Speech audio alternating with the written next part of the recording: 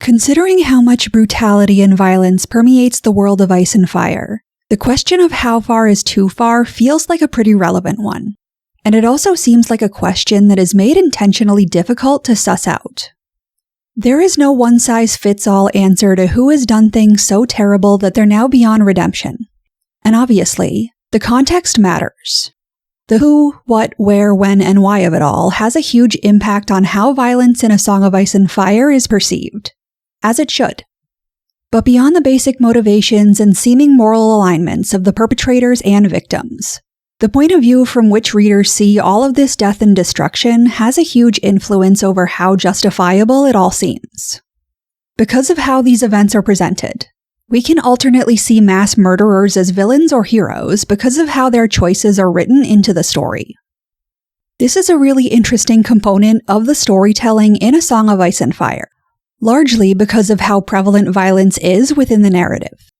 Within this universe, it's obvious that the standard for what constitutes unjust violence is far higher than it is in reality. And perhaps more importantly, nearly every character has blood on their hands.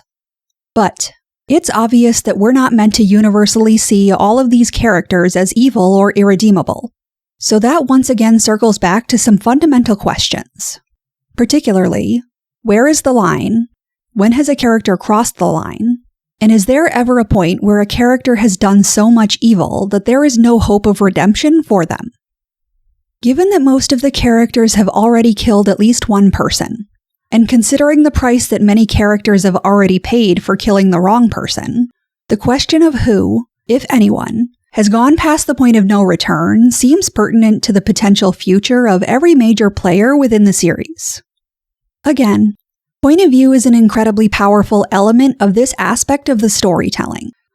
For example, someone like Daenerys, who arguably has the highest body count in the narrative, is still seen as the potential hero meant to save humanity, whereas someone like Theon Greyjoy, who has killed relatively few people in comparison to a lot of other characters, already seems irredeemable in the eyes of many.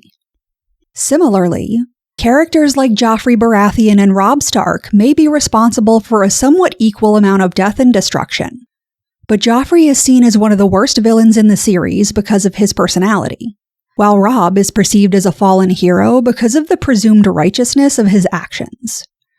Looking at nearly every character through the lens of their real, measurable impact versus the way we are meant to perceive them is an interesting thought exercise. But at this point in the novels, it feels the most relevant to Arya Stark. One of the primary reasons that Arya potentially going past the point of moral no return is so interesting is that, frankly, the conclusion to her character arc in Game of Thrones felt kind of morally meaningless. In the end, she clearly chose life over death and saving people rather than ending them. But that narrative didn't feel developed or even particularly deliberate. It felt largely like Arya was just doing things to check them off her list, figuratively and literally, and even though she chose to and ultimately became a hero, the internal and external consequences of her most brutal choices were basically non-existent. While Arya was a consistent fan fave on Game of Thrones, the TV series skimmed over and completely skipped a lot of the most important facets of her characterization. And the importance of those characteristics really became clear as the show came to a close. The acknowledgement of trauma in general was incredibly lacking in Game of Thrones. But it felt like an even bigger gap when it came to Arya, because her homicidal tendencies are a post-traumatic reaction that's so intense that it has almost entirely disconnected her from her real self. Arya's heel turn in the depths of her character story is incredibly interesting and narratively clear, because we get to know and see the Arya Stark that exists when she had a nearly idyllic childhood. And we get to know and see the person that she becomes through experiencing some of the most intense horror that even happens within the story. She's an incredibly interesting window into the world of Planetos, because, although every character goes through many horrific things, Arya is somewhat unique in that she has the experience of a common person rather than a noble lady.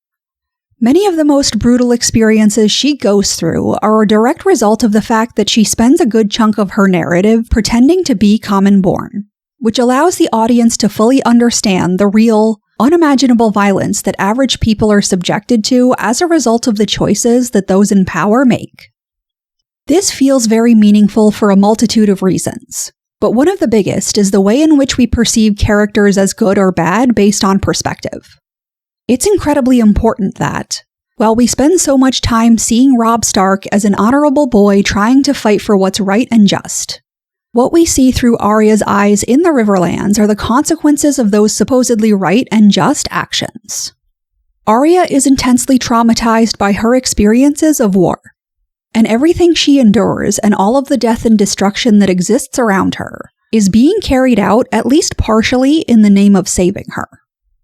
Obviously, this is meant to make us question what ends, if any, could be justified by these means, as well as reframe our understanding of the characters who are trying to be heroic. Because it's hard to fathom any scenario in which this level of destruction and death could be considered morally good or righteous. But from the perspective of Arya Stark's character development, it's fascinating because the brutality she comes face to face with is meant to save her or avenge her in some way. And the trauma that she experiences as a result of it winds up warping her into someone who is completely unrecognizable. In a sense, the acts that are meant to save Arya Stark are what wind up destroying Arya Stark. Her complete transformation is played out quite literally in her story as well. She becomes the Stark who is the most physically disconnected from the rest of her family and her direwolf by leaving Westeros behind for Essos, and she takes on more than a dozen new identities before she even makes it to Braavos. Once in Braavos, she allows herself to be physically and mentally tortured into disconnecting the person she is now from Arya Stark. And although she can't leave everything of the real Arya behind, she does actively try to mentally dissociate herself from the person she was and in many ways still is. Aside from these more literal transformations, we can see Arya's internal transformations in Braavos too. At the start, one of Arya's defining characteristics was her sense of justice and fairness. But in Braavos, we see her take out her incredibly warped idea of justice on a deserter from the Night's Watch. And we see her seemingly abandon her sense of justice altogether when she carries out an assassination for the Faceless Men. She attempts to rationalize the murder of the ship insurer that the Faceless Men assign her to, but eventually she winds up killing him regardless of the lack of any real justification. And, despite her attempts to feign commitment to the ideology of the Faceless Men, her instantly renewed sense of vengeance when she sees Wrath the Sweetling seems to demonstrate that Arya Stark's thirst for blood hasn't been satiated in the slightest. Which ultimately brings us back around to the Arya Stark that we saw in Game of Thrones. Many of the characters in the series went through serious character changes as a result of extreme and continued trauma, and they almost never actually resolved that trauma. There was a vague or sometimes pointed implication that they became stronger, more powerful, and more even-tempered people because of the horrors that they'd gone through. But most of them seemingly just chose heroism or villainy of their own volition rather than having any real turning point that would explain these developments or that would provide any meaningful resolution for what they'd gone through. And when it comes to a character like Arya, it seems like the opportunities for those resolutions were intentionally sidestepped in favor of pushing her further along on her journey as fast as possible. It seems safe to assume that the decimation of House Frey will still be a plot point in Arya's character arc, but the way that Game of Thrones treated it was incredibly strange. Not only was it played off as a badass scene without even hinting at the genuine horror that this kind of act is, but there were no external or internal consequences for Arya Stark as a character. If the mass murder of House Frey does play out in a similar manner, then the question of Arya's redeemability seems relevant. Because again, while Game of Thrones clearly chose to simplify this plot twist as a moment of vengeance for House Stark, the psychological effect that killing that many people would have on Arya seems severe. And if George R.R. Martin's prior writing is any indication, we are not meant to see all of the Freys as equally culpable or equally deserving of death as a result of the Red Wedding. On the contrary, there are already Frey characters who have been humanized and who are distinctly portrayed as innocent in the Red Wedding, like Oliver or Roslyn, which complicates the possible end of House Frey in a great deal of ways. If Arya does decide to kill them all, then she will have to kill people that we know to be innocent. And if she doesn't, then she still visits the exact same kind of horrific trauma that she experienced herself onto innocent people, even if she's killing the bad people in the name of justice. And ironically, while Game of Thrones glossed over this event far too easily and without consequence, one thing that the show did get right is that if you leave one wolf alive, the sheep are never safe. But that doesn't just apply to the Starks. So, Arya killing people so freely and casually based on her judgment, or lack thereof, is not something that she can continually do without paying some kind of price. And even if she does get away with it, that doesn't mean that she won't suffer internally. Again, as we saw in the series, Arya did ultimately choose life, and chose to save people rather than kill them. And that does feel true to the character who was developed throughout A Song of Ice and Fire. But it doesn't seem like her conclusion could truly be that simple. And getting to that point without some kind of serious reckoning is hard to believe. Furthermore, Arya's trauma may explain her thirst for violence, and confronting that trauma may explain her ultimate decision to turn away from it. But that doesn't magically erase the impact of her choices. She is still murdering people who in some instances don't deserve it. And even if they are just red shirts who are written into the story as a plot device for Arya, they shouldn't necessarily be treated that way. A Song of Ice and Fire prides itself on subverting traditional fantasy expectations, and this distinction is one of the ways in which the series is not what you'd expect it to be. We've repeatedly seen how significant the death of one person can be, even if it doesn't seem like a hugely impactful choice at the time.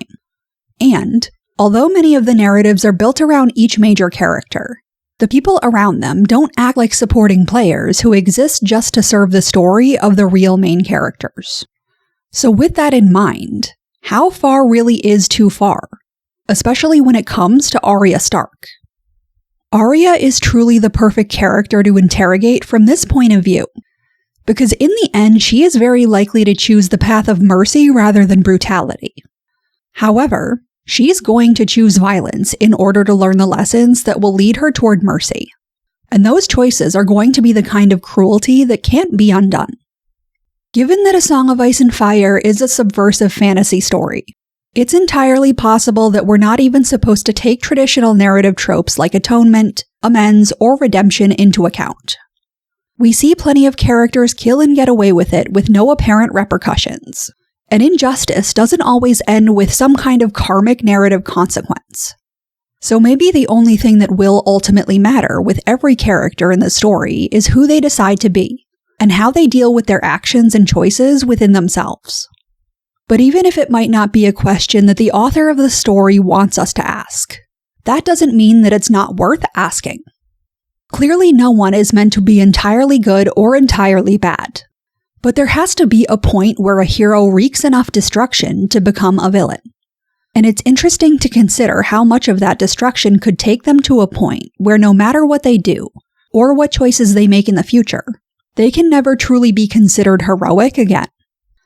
It's also possible that this is entirely intentional, and that George R.R. Martin is purposefully putting this decision into the hands of readers rather than explaining how we're meant to view the morality of each character. And from that perspective, Arya's character arc is fascinating, because she is almost guaranteed to do something epically heroic that will have an enormous impact on the world.